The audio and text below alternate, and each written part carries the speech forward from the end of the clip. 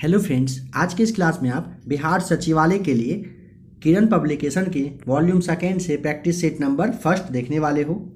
इससे पहले आपको बिहार सचिवालय के लिए किरण पब्लिकेशन का प्रैक्टिस सेट जो 1 आया था करवा दिया गया है। कुछ क्लास उसका बचा हुआ है, वो भी आपको बहुत ही जल्द मिल जाएगा।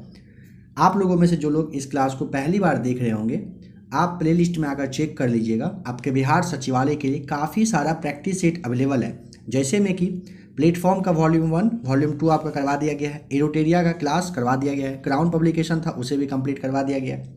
एमबी पब्लिकेशन का थोड़ा सेट बचा हुआ है, बहुत जल्द आपको करवा दिया जाएगा। क्राउन ऑब्जेक्टिव आपके लिए है। लूसेंट का जो आपका क्लास है वो भी है। लूसेंट ऑब्जेक्टिव देखना चाहें तो आप उसे देख सकते हैं। क्राउन ऑब्जेक्टिव तो है ही। उसके अलावा प्लेटफॉर्म का जो साइंस बुक आपके लिए आया है, जो आपके बिहार सचिवालय स्पेशल है, उसका भी क्लास काफ़ी हद तक आपको दिया जा चुका है। आप उसे भी आकर देख लेंगे। बिहार सचिवालय के लिए काफ़ी सारा मटेरियल आपके लिए अवेलेबल है, तो आप प्लेलिस्ट में आकर चेक कर लीजिएगा। अगर आपको क्लास का PDF चाहिए होगा तो टेलीग्राम का लिंक आपको नीचे डिस्क्रिप्शन में दिया गया है। टेलीग्राम ग्रुप को ज्वाइन करिएगा। टेलीग्राम पे अगर आप ABC एकेडमी लिख कर सर्च करेंगे तो आपके सामने ग्रुप आएगा, उसे आप ज्वाइन कर लीजिएगा। अगर इन दोनों में किसी भी तरह का प्रॉब्लम आए तो आपको स्क्रीन पे नंबर शो कर रहा है, इस नंबर पर आपको व्हाट्सएप पर मैसेज करना है। टेलीग्राम के लिंक के लिए आप लिखिएगा, लिंक आपको दिया जाएगा, ग्रुप को ज्वाइन कर लीजिएगा। काफ़ी लोग वहाँ पे जुड़ चुके हैं, खास करके बिहार सचिवालय की तैयारी करने वाले। आप लोगों में से जिन लोगों ने अभी तक टेलीग्राम ग्रुप को ज्वाइन नहीं किया है, जल्द से जल्द कर लीजिए। क्लास का PDF लेकर अच्छे से पढ़ाई करिए। आपको पता है आपके बिहार सचिवालय का डेट दिया जा चुका है, काफ़ी जल्द आपका एग्ज़ाम हो जाएगा, तो अच्छे से तैयारी करिए। टाइम आपके पास बहुत ही कम है। चलिए आज के इस क्लास का क्वेश्चन नंबर फर्स्ट से स्टार्ट करते हैं। क्वेश्चन नंबर फर्स्ट है, एक नगरीय क्षेत्र के रूप में किसी स्थान को वर्गीकृत करने के लिए न्यूनतम जनसंख्या सघनता कितनी होनी चाहिए। मतलब अगर किसी जगह को नगर का मतलब जनसंख्या माना जाए, नगर के श्रेणी में रखा जाए, तो उसके लिए कितने व्यक्ति का होना जरूरी होता है। तो देखिए ऑप्शन नंबर जो आपका 4 है ना, देखिए ऑप्शन 4 या फिर D कहा जाएगा, आप समझ लेंगे। ऑप्शन नंबर जो चौथा है सही हो जाएगा, क्योंकि ना 400 व्यक्ति प्रति वर्ग किलोमीटर अगर किसी जगह पर रहता है तो उस स्थान को नगरीय क्षेत्र में रखा जाता है। तो ऑप्शन D यानी कि नंबर 4 राइट आंसर है। नंबर सेकेंड है, किस राज्य में पंचायती राज प्रणाली नहीं है इन सब में से। सिक्किम में है, हिमाचल में है, गोवा में है, बट नागालैंड में नहीं है। ऑप्शन नंबर तीसरा राइट आंसर हो जाएगा। देखिए पंचायती राज का स्टार्ट कब हुआ था, जो पहला आपका 2 अक्टूबर यानी कि 1959 ईस्वी जो हुआ था, सबसे पहला समझिए कि भारत का प्रथम जो प्रधानमंत्री रहे थे जवाहरलाल नेहरू, इनके द्वारा राजस्थान के नागौर जिला में शुरुआत की गई थी। पंचायती राज का सबसे पहले शुरुआत यहीं पे हुआ था। अगर पूछता है संविधान का किस संशोधन के तहत, तो संविधान का 73वां संविधान संशोधन जो हुआ था उसी के तहत भाग 9 अनुच्छेद जो आपका 243 है, उसमें क से लेकर 9 तक का जो दिया हुआ है, उसमें साथ ही साथ अगर अनुसूची पूछेगा तो अनुसूची 11 में आपका पंचायती राज व्यवस्था के बारे में दी गई है। नंबर थर्ड है, निम्नलिखित घटनाओं का सही क्रम क्या है, मतलब कौन सी घटना कब हुई थी। तो देखिए सबसे पहले नंबर चौथा को आप देखिए, एल्बर्ट जो बिल है ना आपका 2 फरवरी 1883 को ये आया था, ठीक है। इसके द्वारा ना भारतीय और यूरोपीय जो न्यायाधीश थे, इसको ना इक्वल पावर दिया गया था। और पूछेगा किसके समय में, तो लॉर्ड रिपन के समय में आया था, ध्यान रखिएगा। उसके बाद आप देखिए नंबर थर्ड को देखिए, मार्ले मिंटो सुधार जो है 1909 में यह आया था। इसके तहत क्या हुआ था, मार्ले मिंटो सुधार के तहत क्या हुआ था, इसके अकॉर्डिंग ना पहली बार मुस्लिम समुदाय के लिए अलग पृथक जो ये प्रतिनिधित्व वगैरह करने का था, इसके बारे में दिया गया था। उसकी वजह से आपका गांधी इरविन समझौता है। तो गांधी इरविन समझौता आप जानते हैं 5 मार्च 1931 को हुआ था। काफ़ी बार इन सारे पॉइंट्स को आपको बताया जा चुका है, दिल्ली में हुआ था, ठीक है। और नंबर फर्स्ट जो आपका रॉलेट एक्ट है 19 मार्च 1919 को ये आपका रॉलेट एक्ट आया था। इसके तहत क्या हुआ था, किसी भी इंसान को ना बिना किसी केस वगैरह के पकड़कर जेल में डालने का मतलब ऑर्डर दे दिया गया था रॉलेट एक्ट के तहत। इन सब को आप ध्यान रखिएगा। आपके ऑप्शन के अकॉर्डिंग क्या पूछा था, कौन सा घटनाक्रम सही है ना, तो आपको इस तरह से बताया गया। यानी कि नंबर जो आपका दूसरा वाला है ना, ये राइट आंसर हो जाएगा। चौथा, तीसरा, दूसरा, फिर आपका पहले एल्बर्ट बिल, फिर मार्लो मिंटो सुधार, फिर गांधी इरविन समझौता, और लास्ट में आपका रॉलेट एक्ट, मतलब कि पहले आया था रॉलेट एक्ट, फिर गांधी इरविन समझौता, फिर पार्लियामेंट और लास्ट में एल्बर्ट बिल आपका सही जवाब हो जाएगा। नंबर 4 है, सबसे छोटी नदी कौन सी है? ऑप्शन नंबर फर्स्ट सही जवाब हो जाएगा कावेरी। देखिए सबसे छोटी नदी पूछेगा, कावेरी बताना है इन सब में से। इसकी लंबाई अगर पूछेगा 765 किलोमीटर बताना है। कहाँ पर? कर्नाटक का जो कुर्ग जिला है, ब्रह्मगिरी के पास में, ब्रह्मगिरी से ही कहिए के पास से निकलती है। अगर कृष्णा नदी की लंबाई पूछेगा तो 1400 किलोमीटर आपको बताना होता है। नर्मदा नदी की लंबाई अगर पूछेगा तो 1312 किलोमीटर बताएंगे। और जो आपका सोन नदी है इसके बारे में पूछा जा सकता है तो इसको भी आप समझ लीजिए 780 ये किलोमीटर इसकी लंबाई है। नंबर 5 है, विजयनगर साम्राज्य के संस्थापक कौन थे? तो ऑप्शन नंबर फर्स्ट हरिहर और बुक्का, दो भाई थे, इनके द्वारा विजयनगर का कहिए कि स्थापना किया गया था। विजयनगर का मतलब, विजय मतलब जान ही रहे हो, जीत का शहर इसका मतलब होता है। नंबर 6 है, किसके शासनकाल में इब्न बतूता भारत आया था? नंबर सेकेंड मोहम्मद बिन तुगलक के समय में। ध्यान रखेंगे इब्न बतूता कहाँ? तो भारत आया था। कहाँ का रहने वाला था? मोरक्को का रहने वाला था। देखिए अगर पूछेगा कि कब आया था तो 1333 ईस्वी में आया था, ठीक है, यानी कि 1333 1333 ईस्वी में इब्न बतूता भारत आया था, मोरक्को का था। मोहम्मद तुगलक ने इसे क्या किया था? मोहम्मद बिन तुगलक ने दिल्ली का इसे काजी बनाया था। ध्यान रखिएगा, क्या? काजी। इसके बाद 1342 ईस्वी में मोहम्मद बिन तुगलक ने इसको अपना दूत बनाकर एक देश भेजा था। याद करिए कौन सा देश भेजा गया था? अगर पूछेगा मोहम्मद बिन तुगलक ने इब्न बतूता को कौन सा देश भेजा था तो चीन भेजा था। और इसका अगर रियल नाम पूछेगा तो मोहम्मद बिन बतूता आपको बताना होता है। नंबर 7 है, भारत में बैंकों द्वारा कृषि में सूक्ष्म वित्त प्रयास महिलाओं के एक छोटे समूह के गठन पर टिकी है, उसे कहा जाता है? ऑप्शन नंबर 4 स्वावलंबन दल के नाम से आप उसे जानते हो। नंबर 8 है, भारत में निम्नलिखित में से किस क्षेत्र में धान की फसल के 3 मौसम पाए जाते हैं? नंबर सेकेंड आपका राइट आंसर हो जाएगा, ब्रह्मपुत्र घाटी क्षेत्र में धान की फसल के 3 मौसम पाए जाते हैं। नंबर 9 है, बिहार में बोली जाने वाली मैथिली भाषा कब भारत के संविधान की 8वीं अनुसूची में शामिल की गई थी? हर सवाल के बाद आपको 1 से 2 सेकंड का टाइम दिया जाएगा, फटाफट अपना आंसर आप सोचते चलिए। नंबर सेकेंड राइट आंसर हो जाएगा, वर्ष 2002 में दिया गया था। वर्ष 2002 में मैथिली भाषा को भारतीय संविधान की अगर पूछेगा तो 8वीं अनुसूची में शामिल किया गया था। देवनाम प्रिय नाम किसे दिया गया था? ऑप्शन सेकेंड राइट आंसर हो जाएगा, अशोक को दिया गया था। अशोक किसका उत्तराधिकारी था पूछा जाता है तो बिंदुसार का। निम्नलिखित किनके बीच तक्षशिला शहर स्थित था? ऑप्शन नंबर फर्स्ट यानी कि नंबर ए सिंधु और झेलम के बीच में तक्षशिला विश्वविद्यालय था। अभी कहाँ पर है तो पाकिस्तान का जो आपका रावलपिंडी है यहीं पर है। अमीर खुसरो जिन्हें कव्वाली का पिता एवं भारत का तोता भी कहा जाता है, किसके दरबार में दरबारी कवि थे? अलाउद्दीन खिलजी। ऑप्शन नंबर 4 आपका राइट आंसर हो जाएगा। देखिए अलाउद्दीन खिलजी के ये दरबारी कवि थे। इनका रियल नाम पूछ लेगा अगर तो आपको मोहम्मद हसन नाम आप ध्यान रखिएगा। इसका जन्म पूछेगा कब हुआ था तो 1253 में हुआ था। कहाँ पर पूछेगा तो पटियाला में बताना है। ठीक है, चलिए नेक्स्ट क्वेश्चन देखिए नंबर 13। भारत में आय कर को कहा जा सकता है? नंबर सेकेंड प्रत्यक्ष और प्रगामी के नाम से आप जानते हैं। भारत में आयकर को प्रत्यक्ष और प्रगामी के नाम से आप जानते हैं, कह सकते हैं। जो जिला जो दर्रा है ना वो किसके पास, मतलब वो किसे जोड़ता है ये पूछा है आपसे, तो किस किस को जोड़ने का काम करता है? राइट आंसर नंबर 4 आपका लेह और श्रीनगर को ये जोड़ता है। जो जिला दर्रा जो है लेह और श्रीनगर को जोड़ता है, जम्मू कश्मीर जो आपका है यहीं पर ये है। भारत में पाए जाने वाला कौन एक गैर धात्विक खनिज है? ऑप्शन देख लीजिए।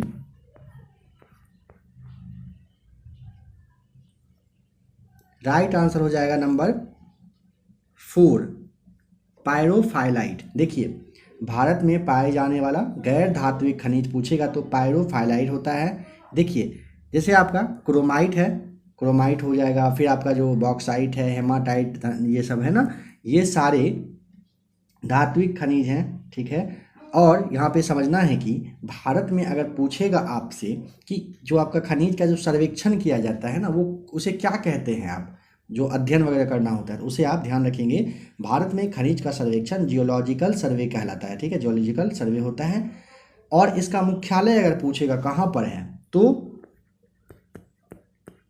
कोलकाता, आपको यहाँ पे ध्यान रखना है। जियोलॉजिकल ऑफ सर्वे का जो ये जो मुख्यालय है ये कलकत्ता में है, ठीक है। चलिए नेक्स्ट क्वेश्चन देखिए नंबर 16। लॉर्ड कर्जन के बंगाल विभाजन के पीछे निम्नलिखित में से कौन एक मकसद नहीं था, इन सब में से बताना है। चलिए बताइए यहाँ पे क्या होगा। तो राइट आंसर ऑप्शन नंबर 4 हो जाएगा। सरकार के प्रशासनिक भार को सहज करना नहीं रहा था। बाद बाकी लॉर्ड कर्जन ने बंगाल विभाजन जो किया था उसका रियल मकसद क्या था। तो मकसद पहला था कि बंगाली राष्ट्रीयता के मूल पर हमला करना, दूसरा बांटो और शासन करो की नीति अपनाना, तीसरा ब्रिटिश राज की शक्ति का प्रदर्शन करना, ठीक है। नंबर 17 है कर्क रेखा कहाँ से गमन करती है। तीसरा ऑप्शन राइट आंसर हो जाएगा। भारत और सऊदी अरब से कर्क रेखा इन सब में से मतलब जाती है। देखिए कर्क रेखा भारत और सऊदी अरब से पास करती है। कर्क रेखा भारत में कितने राज्यों से अगर पूछेगा तो भारत के 8 राज्य, आप सोच पाए होंगे जरूर। अब देखिए 8 राज्य कौन कौन से हैं तो राजस्थान, गुजरात, मध्य प्रदेश, छत्तीसगढ़, झारखंड, पश्चिम बंगाल, त्रिपुरा, मिजोरम। इन 8 राज्यों से कर्क रेखा भारत में गुजरती है। कर्क रेखा 23.5 डिग्री पर भारत में है, ये ध्यान रख लीजिएगा। नंबर 18 है कि भारत महाराष्ट्र में 1900 में विनायक दामोदर सावरकर द्वारा स्थापित गुप्त समाज को कहा जाता था, किस नाम से आप जानते थे। नंबर 2 हो जाएगा राइट आंसर, मित्र मेला के नाम से जाना जाता था। देखिए विनायक दामोदर सावरकर ने महाराष्ट्र में 1900 ईस्वी के आसपास में ना गुप्त समाज की स्थापना करी थी, ठीक है। इसे क्या मित्र मेला कहा जाता था, ध्यान रखिएगा। मित्र मेला 1904 ईस्वी में ना एक गुप्त संस्था यानी कि जो आपका अभिनव भारत है इसके रूप में चेंज हो गया था। अनुशीलन समिति के बारे में पता है ना आपको, वर्ष 1907 में वारिंद्र कुमार घोष के द्वारा किया गया था। उसके बाद जैसे आपका सत्यशोधक समाज है, सत्यशोधक समाज की स्थापना ज्योतिबा फूले के द्वारा 1873 में किया गया था। नंबर 19 है श्रीरंगपट्टनम की लड़ाई में अंग्रेजों ने किसे पराजित किया था। तो राइट आंसर ऑप्शन नंबर यहाँ पे आपका तीसरा होना है, टीपू सुल्तान को किया था। देखिए श्रीरंगपट्टनम की लड़ाई अंग्रेज और टीपू सुल्तान के बीच में हुआ था। डेट पूछेगा कब तो एक बात समझिए 1792 ईस्वी में हुआ था, जिसमें कि टीपू सुल्तान को अपने राज्य का मतलब कहिए कि आधा हिस्सा जो है ना अंग्रेज और जो उनके साथी मराठा थे उन सबको देना पड़ गया था। कब 1792 में। और यहाँ पे एक बात समझिएगा कि जो आपका चौथा वाला आंग्ल मैसूर युद्ध हुआ था ना, जो कि 1799 में हुआ था, चौथा वाला 4th नंबर का जो आपका आंग्ल मैसूर युद्ध था 1799 में, इसी में टीपू सुल्तान की मृत्यु हुई थी। यह सवाल भी पूछा जाता है। निम्नलिखित में से कौन सही नहीं है। नंबर 20 का राइट आंसर हो जाएगा ऑप्शन नंबर यहाँ पे आपका चौथा। आम्र वर्षा जैसे ओडिशा है, गलत होगा। देखिए आंधी जो है ना आपका उत्तर प्रदेश मान सकते हैं, काल बैसाखी पश्चिम बंगाल, आपका लू हो जाएगा ये पश्चिम भारत, ये आपका सही है, ध्यान रखिएगा। बट यहाँ पे जो आपका दक्षिण भारत में ना आम की फसल में काफ़ी ज़्यादा मतलब फ़ायदा पहुँचाने की वजह से ना आम्र वर्षा होता है। कहाँ पर तो दक्षिण भारत में। तो ओडिशा तो दक्षिण भारत में है नहीं।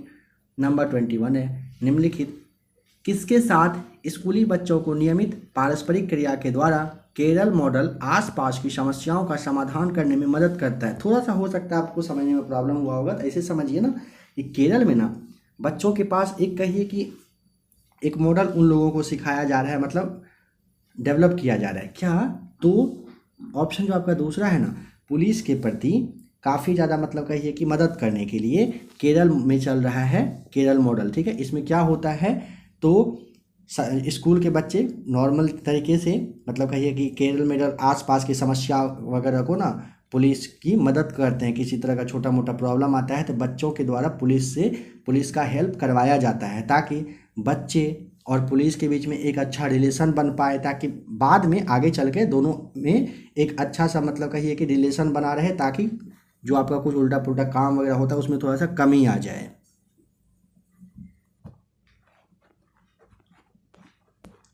बताइए कि भारत के भीतर और बाहर दोनों में क्रांतिकारी की सक्रिय भूमिका निभाने वाले एकमात्र भारतीय राजकुमार का नाम।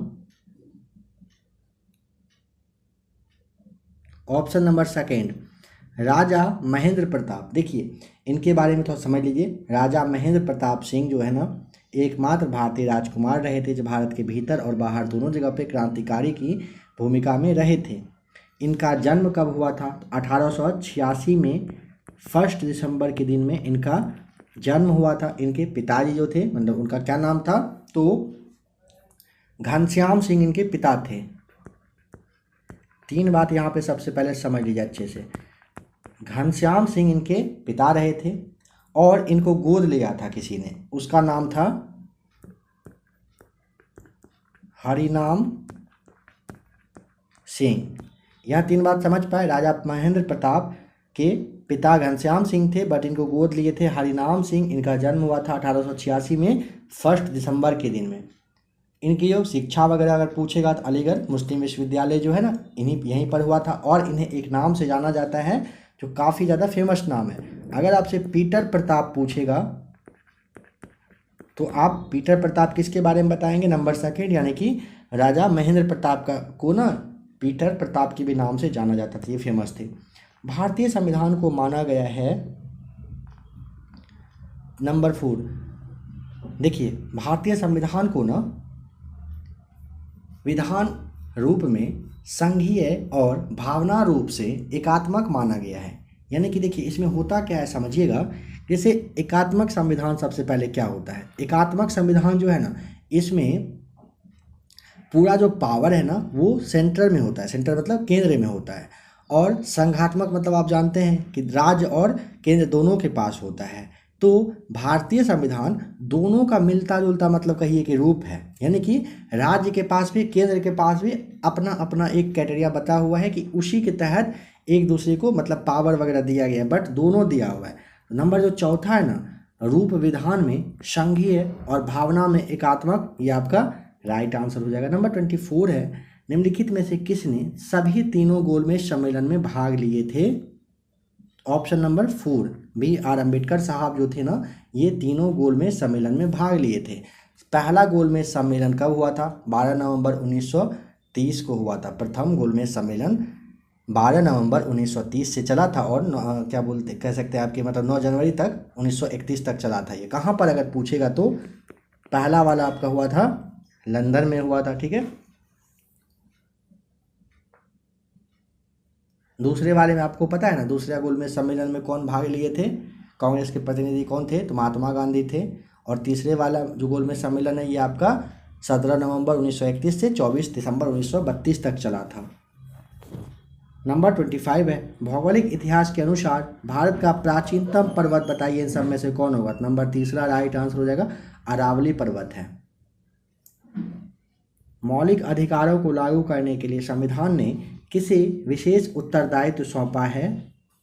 उच्चतम न्यायालय यानी कि सुप्रीम कोर्ट को। नंबर फर्स्ट राइट आंसर हो जाएगा। जनगणना 2011 के अनुसार निम्नलिखित में से किस जिले की आबादी सबसे अधिक है? तो देखिए सबसे पहले आप समझ लीजिए, जैसे मधुबनी है ना, मधुबनी का आपका है 48 लाख, ठीक है। गया का आप ले लीजिए 43 लाख है। बहुत ही जल्द इसका नया जो आने वाला है जनगणना फिर सारा कुछ चेंज हो जाएगा। ये आपका हो जाएगा 42 लाख और सारण का आपका है 39 लाख, ठीक है। तो ऑप्शन नंबर आप यहाँ पे नंबर फर्स्ट टिक करेंगे। एक बात समझिएगा, जो भी अभी आपको बताया गया ऐसा नहीं है कि एग्जैक्ट डेटा है। यानी कि मधुबनी का अगर आप लेंगे ना तो 48 लाख 1062 है। 1062 आपको ना बता करके जो सबसे ज़्यादा एक एवरेज है वो आपको बताया गया है। नंबर 28, 1908 में खुदीराम बोस और प्रफुल्ल चाकी ने मुजफ्फरपुर में किस ब्रिटिश जज पर बम मारा एवं उसे मारने का प्रयास किया? पहले कलकत्ता के वे मुख्य प्रेसिडेंसी मजिस्ट्रेट थे, उसका नाम था नंबर सेकेंड किंग्सफोर्ड, आपका राइट आंसर हो जाएगा। नालंदा प्राचीन शिक्षण एवं मठ का एक केंद्र, ये मठ जो एक केंद्र है ना, ये कब नष्ट हो गया था? तो ऑप्शन नंबर तीसरा यहाँ पे 1200 ईस्वी आपका राइट आंसर हो जाएगा। 1200 ईस्वी में नष्ट हुआ था, ठीक है। देखिए 1197 में बख्तियार खिलजी जो है मुस्लिम आक्रमणकारी था, इसी के द्वारा ये नष्ट किया गया था। साइमन कमीशन का विरोध करते हुए पुलिस हमले के कारण किस राष्ट्रवादी नेता की मृत्यु हो गई थी? नंबर तीसरा आपका राइट आंसर हो जाएगा, लाला लाजपत राय की मृत्यु हुई थी। देखिए साइमन कमीशन का विरोध करते हुए पूछेगा तो आपने देख लिया आंसर। देखिए हुआ क्या था, साइमन कमीशन का जो गठन है ना 1927 में किया गया था, ठीक है। ब्रिटिश जो है ना भारत में प्रशासनिक जांच वगैरह के लिए किए थे। साइमन कमीशन 3 फरवरी 1928 को भारत आया था। इसे आप व्हाइट मैन कमीशन के भी नाम से जानते हैं। 30 अक्टूबर 1928 को, डेट आपको ध्यान रखना है, 30 अक्टूबर 1928 को विरोध कर रहे थे लाला लाजपत राय, और इन पर पुलिस के द्वारा लाठी चलाया गया था, जिसके बाद इनकी मृत्यु हो गई थी। शुष्क हवा सांता आना कहाँ बहती है? नंबर 4 कैलिफोर्निया में, ध्यान रखेंगे। शुष्क हवा सांता आना पूछेगा कहाँ पर, तो कैलिफोर्निया में बहती है। और ये कहिए ना कि मतलब गर्म हवा होता है, गर्म और धूल वगैरह उसमें मिला हुआ होता है, ये कैलिफोर्निया में बहती है। बताइए कि पेंटागोनिया कहाँ पर स्थित है? ऑप्शन नंबर फर्स्ट अर्जेंटीना में पेंटागोनिया है।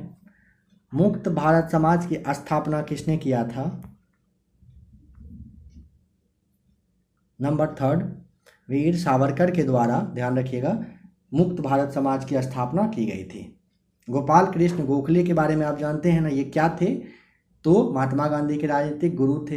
गोखले के द्वारा सर्वेंट ऑफ इंडिया सोसाइटी की स्थापना करी गई थी वर्ष 1905 में। निम्नलिखित में से कौन सा संगठन भारत में सभी जिलों के लिए ग्रामीण उधार योजनाएं तैयार करता है?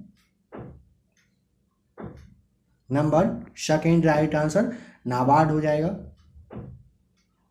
बताइए कि उच्चतम न्यायालय की प्रथम मुख्य न्यायाधीश का नाम क्या था? तो नंबर फर्स्ट एम फातिमा बीबी आपका सही जवाब हो जाएगा, यानी कि मीरा साहिब फातिमा बीबी इनका पूरा नाम था।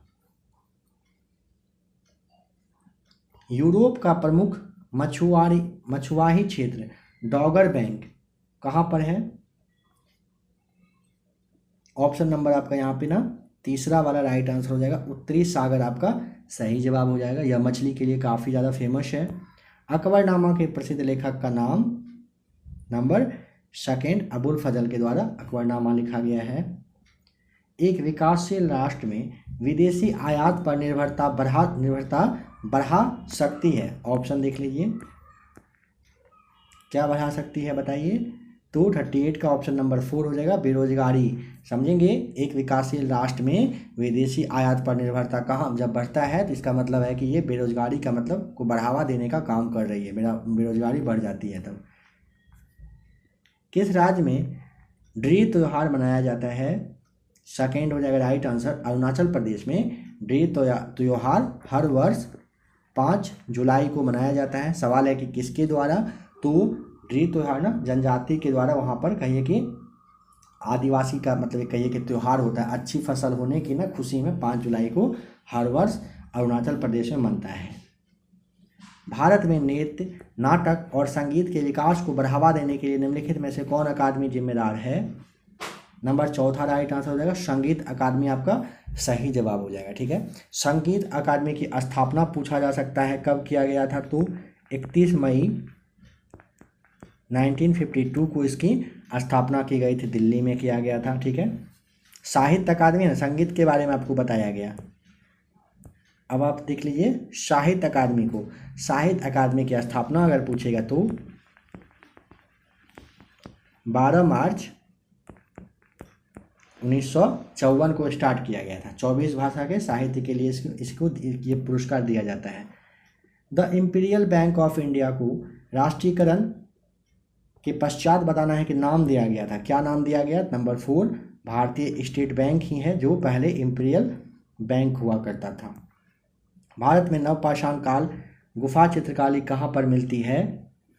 Option number 4 Bhimbetka right answer होगा। कर्मचारी राज्य बीमा अधिनियम 1948 द्वारा प्रदान किए जाने वाले लाभों में निम्नलिखित में से कौन एक प्रावधान नहीं है? बताइए इसमें से क्या एक है जो नहीं मिलता है इसके तहत? नंबर 4 हो जाएगा राइट आंसर। पुनर्वास लाभ नहीं मिलता है। बाद बाकी विकलांग होने पर, मातृत्व पर, अंतिम संस्कार, इन सब पे मिलता है। एक्सीडेंट वगैरह होने पे सब कुछ में मिलता है, बट यहाँ पे पुनर्वास लाभ नहीं मिलता है। गुप्त काल की प्रसिद्ध महिला शासक कौन थी? नंबर 2 प्रभावती गुप्ता। नाम ध्यान रखेंगे। देखिए गुप्त काल की प्रसिद्ध महिला शासक प्रभावती गुप्त, आपको ध्यान रखना है, गुप्ता नहीं यहाँ पे गुप्त होना है, ठीक है। प्रभावती गुप्त ना, गुप्त शासक जो चंद्रगुप्त था ना, चंद्रगुप्त द्वितीय, इन्हीं की ये पुत्र रही थी, ठीक है। प्रभावती गुप्त का जो शादी है वो रुद्रसेन द्वितीय से की गई थी, और रुद्रसेन द्वितीय के बारे में आप जानते हो कि वाकाटक वंश के शासक रहे थे। कौन सी नदी पूर्वी चीन सागर में बहती है? नंबर 4 यांगसे। यांगसे नदी पूर्वी चीन सागर में बहती है। बताइए कि महालवारी प्रणाली कहाँ लागू की गई?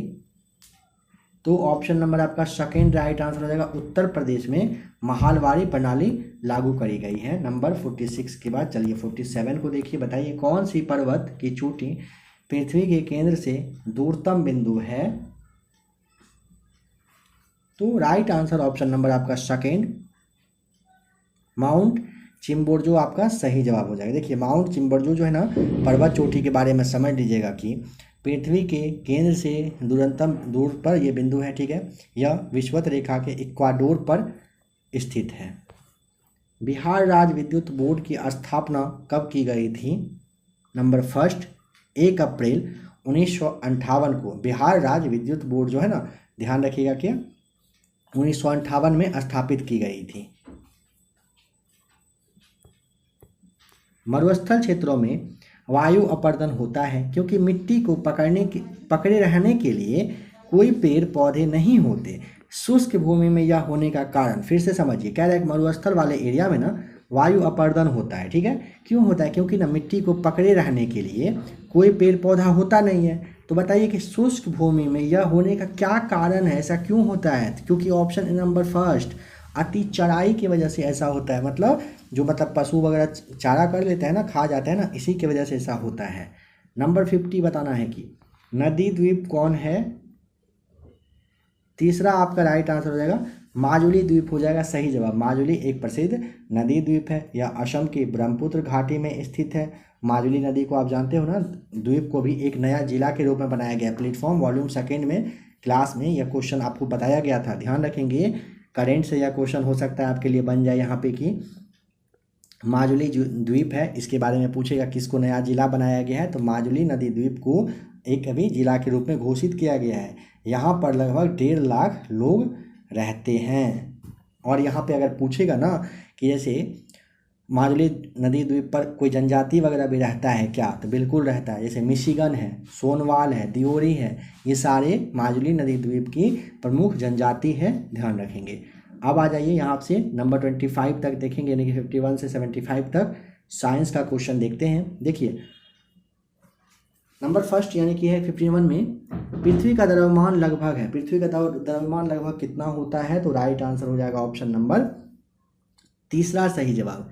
6 × 10⁻24 kg लगभग आपका होगा। पृथ्वी का समझते चलिएगा, अगर पृथ्वी का आपसे घनत्व पूछेगा ना 5.52 ग्राम घन सेमी, आपको ध्यान रखना है। अगर पूछेगा कि पृथ्वी की आंतरिक जो संरचना है वो, तो सियाल, सीमा और निफे से ये बना हुआ है। अगर सूर्य की आयु पूछेगा तो आप जानते हो 500 करोड़ वर्ष माना जाता है। नंबर 52 है निम्नलिखित में से कौन से युग्म की इकाइयां समान है? नंबर 1 कार्य और ऊर्जा का ध्यान रखना है। देखिए कार्य के बारे में ध्यान रखिएगा। कार्य एक अदिश राशि है। इसका एसआई मात्रक पूछेगा तो इसका अगर एसआई मात्रक पूछेगा तो आप क्या बताएंगे? अगर आपने जूल सोचा तो आप बिल्कुल सही हो। कार्य बराबर अगर पूछेगा क्या होता है तो बल गुणे विस्थापन होता है। और देखिए अगर ऊर्जा के बारे में पूछेगा तो ऊर्जा एक क्या है, सदिश या अदिश? अदिश राशि है। एसआई मात्रक आपको पता ही है, जूल हो जाएगा। फिगर को देखिए, कह रहा है कि दो मोटर गाड़ियां ए और बी के दूरी समान ग्राफ से पता चलता है कि क्या पता चलता है बताना है। ऑप्शन यहाँ पे आप देख लीजिए। देखिए पता चलता है ना, ऑप्शन नंबर तीसरा आप देखिए यहाँ पे क्या पता चल रहा है, एकदम दिया हुआ है। दो मोटर गाड़ियां के बारे में अगर पूछेगा ए और बी की दूरी समान ग्राफ से पता चलने के बारे में, तो पता चल रहा है कि पूरी दूरी तक ना ए की अपेक्षा, ए की कंपेरिजन में बी जो है ना अधिक चाल से चलती है। बी जो है ये अधिक चाल से चल रही है। मतलब यहाँ से इसको जाने में टाइम देखिए और इसका यहाँ से जाने का टाइम, यानी कि बी काफ़ी स्पीड में चल रही है। यानी कि आपका ऑप्शन नंबर यहाँ पे कौन सा, तीसरा वाला था ना? हाँ, बी अधिक वेग से चल रही है, ये आपका राइट आंसर हो जाएगा। नंबर 54 है कि मुक्तावस्था में गिरते हुए एक पिंड द्वारा तय की गई दूरी समानुपाती होता है। नंबर तीसरा राइट आंसर हो जाएगा गिरने के समय के वर्ग का। यांत्रिक लाभ, भार एवं आयास एक दूसरे से संबंधित है। Number second right answer M A into A equal to L आपका राइट आंसर हो जाएगा। ठीक है। नंबर 56 है जल में भरे, समझ लीजिएगा इसको अच्छे से, जल में भरे गिलास के नीचे दबे कागज को शीघ्रता से गिलास के नीचे से जल को छिड़काए बिना ही खींचा जा सकता है। ये जो परिघटना है, मतलब ये क्यों होता है, क्या रीजन है? तो ऑप्शन नंबर तीसरा, जड़त्व के गुण को ये क्या करता है, ये दर्शाता है। एक सेल के विस्फोटक के बाद कई टुकड़े अलग अलग दिशाओं में उड़ जाते हैं। इस स्थिति में क्या संरक्षित रहता है? संवेग रहता है संरक्षित। ऑप्शन नंबर तीसरा राइट आंसर हो जाएगा। देखिए एक सेल के विस्फोट के बाद कई अलग अलग टुकड़े अलग अलग दिशा में उड़ता है, बट संवेग जो है संरक्षित रहता है। संवेग बराबर पूछेगा क्या होता है, एम इंटू वी, यानी कि संवेग बराबर वेग गुने द्रव्यमान। आपको ध्यान रखना है। संवेग का एसआई मात्रक पूछेगा किलोग्राम इंटू मीटर पर सेकेंड होता है। संवेग पूछेगा कि सदिश है या फिर अदिश है, तो संवेग एक सदिश राशि होता है। कहना है कि एक गोल आंतरिक कोना कहा जाता है। ऑप्शन नंबर सेकेंड, फिलेट के नाम से आप जानते हो। एक गोल आंतरिक कोना को फिलेट कहा जाता है। नंबर 59 है, कह रहा है कि 1 किलोग्राम व 3 सेंटीमीटर त्रिज्या के एक ठोस गोले को इसके केंद्र से जाती हुई अस के पारित, यानी कि कह रहे हैं कि 50 रेडियन के कोणीय वेग से घुमाया जाता है। घूर्णन की गतिज ऊर्जा क्या होगा? ऑप्शन नंबर यहाँ पे आपका 4 राइट आंसर आएगा, इनमें से कोई नहीं, क्योंकि जब इसे सॉल्व करेंगे ना तो आपका 9/10 जूल आना है। ठीक है, जो कि आपका ऑप्शन में है नहीं, तो ऑप्शन नंबर यहाँ पे आपका 4 सही जवाब हो जाएगा। नंबर 60 कह रहा है क्या कि 1 2n सेकेंड संवेग वाले और 3 किलोग्राम द्रव्यमान वाले पिंड की गतिज ऊर्जा कितनी होगी? तो 2/3 आपका यहाँ पे होना है राइट आंसर, जो कि आपका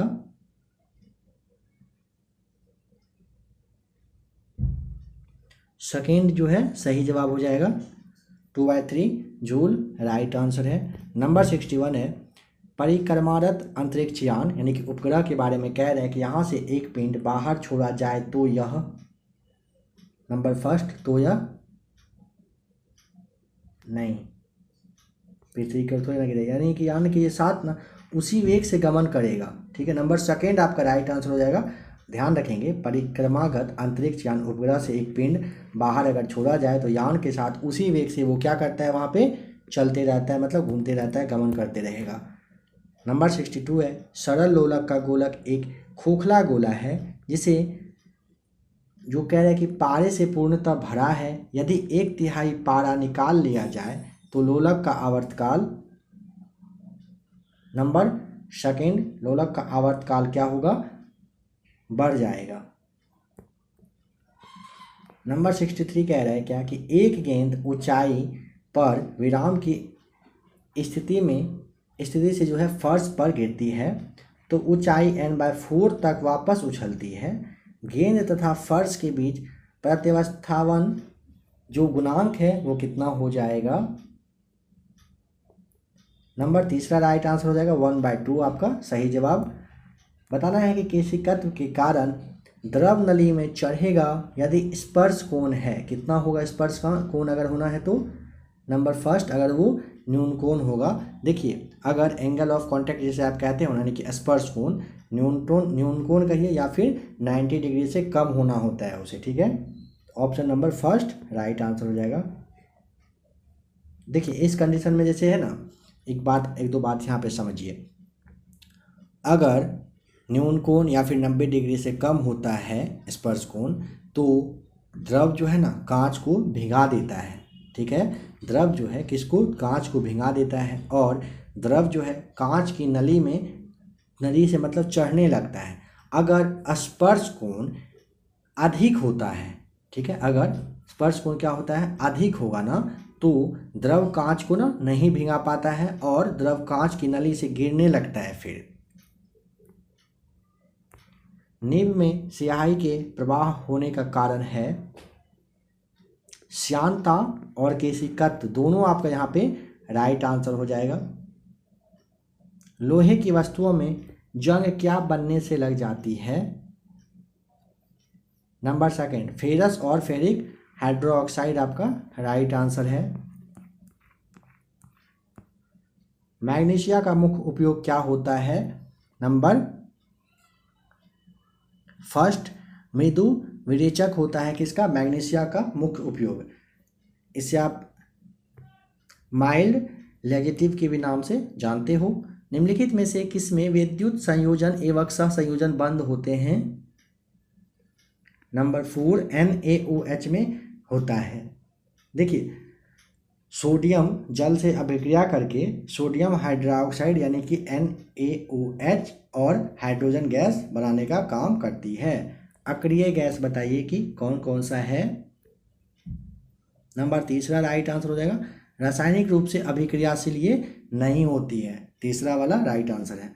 रेडियो सक्रियता मापने वाले यंत्र को क्या कहा जाता है। नंबर 70 का राइट आंसर नंबर फर्स्ट आपका हो जाएगा। GMC के नाम से जानते हैं, यानी कि आप इसे गाइगर मूलर काउंटर कहते हो, ठीक है। शॉर्ट फॉर्म में आपका ये GMC इसीलिए यहाँ पे लिखा हुआ है। कॉपर सल्फेट का जलीय विलयन क्या होगा। नंबर फर्स्ट नीले लिटमस को लाल रंग में परिवर्तित करता है। कॉपर सल्फेट का जलीय विलयन जो है नीले लिटमस को लाल में चेंज करता है। अम्ल जो है ना नीले लिटमस पत्र तथा और कहिए कि मिथाइल ऑरेंज को ना लाल करने का काम करती है, ठीक है। क्षार के बारे में समझिएगा। क्षार लाल लिटमस को नीला और मिथाइल ऑरेंज को पीला कर देता है। नंबर 72 एक गैस वायुमंडलीय दाब पर 1 लीटर से बढ़कर 3 लीटर हो जाती है। गैस द्वारा किया गया कार्य लगभग होता है। लगभग तीसरा ऑप्शन आपका राइट आंसर होगा, लगभग 200 जूल हो जाएगा राइट आंसर। NaCl के निम्न विलयनों में से किसकी विशिष्ट चालकता सबसे कम होगी। नंबर 4 आपका राइट आंसर हो जाएगा। NaCl में 0.001 m वाले विलयनों की विशिष्ट चालकता सबसे कम होती है। तत्वों और इन चारों में से बताइए, इन चारों में से कौन सा है और तत्व और मानव जैसी प्रजातियां जैसे कि बंदर है, वानर है, वनमानुष है, इनके व्यवहार का अध्ययन करने का काम करती है। नंबर 74 का तीसरा आपका राइट आंसर है प्राइमेटोलॉजी। इसके अंतर्गत मानव जैसा जो एक्टिविटी करने वाला आपका बंदर है, वानर है, वनमानुष है, इन सब के व्यवहार के अध्ययन का काम किया जाता है। शरीर में लगे चोट की मरम्मत के लिए किस प्रकार के सेल विभाजन का प्रयोग किया जाता है। तो राइट आंसर ऑप्शन नंबर आपका 75 का हो जाएगा, नंबर फर्स्ट। केवल समसूत्रण। देखिए, शरीर में लगी चोट की मरम्मत के लिए ना केवल समसूत्रण सेल विभाजन का यूज किया जाता है। इसको आप ना परोक्ष कोशिका विभाजन के भी नाम से जानते हैं। अगर आपको परोक्ष कोशिका यहाँ पे दिया रहता है तो आप परोक्ष कोशिका को यहाँ पे टिक कर देते, ठीक है। तो फ्रेंड्स, अभी आपने बिहार सचिवालय के लिए प्रैक्टिस सेट नंबर 21 देखा, जो कि आपका किरण पब्लिकेशन के वॉल्यूम सेकेंड का आज का यह क्लास था। आशा करता हूँ कि क्लास अच्छा लगा होगा। टेलीग्राम ग्रुप को ज्वाइन कर लीजिएगा, पीडीएफ वहाँ से ले लीजिएगा। मैथ्स, रीजनिंग जो क्लास अभी आपने देखा, इसे सारे को आप अच्छे से रिवाइज करिएगा। बहुत ही कम टाइम आपके पास अब बचा हुआ है और भी काफ़ी सारा क्लास अवेलेबल है। ज़्यादा से ज़्यादा क्लास को आप देख लीजिए। कहीं और भी अगर क्लास देखते हैं, सेट लगाते हैं, जहाँ भी देखते हैं, अच्छे तरीके से देखिए, हर एक क्वेश्चन को एनालिसिस करिए। जितना ज़्यादा से ज़्यादा टाइम दे सकते हैं सचिवालय के लिए आप अच्छे से पढ़ लीजिए। कुछ दिनों के बाद आपका एग्ज़ाम हो जाएगा। अगर एग्ज़ाम अच्छा जाएगा तो फिर लाइफ कहीं काफ़ी हद तक सेट रहेगा। ख़राब जाएगा तो फिर पछताने के अलावा कुछ नहीं मिलेगा।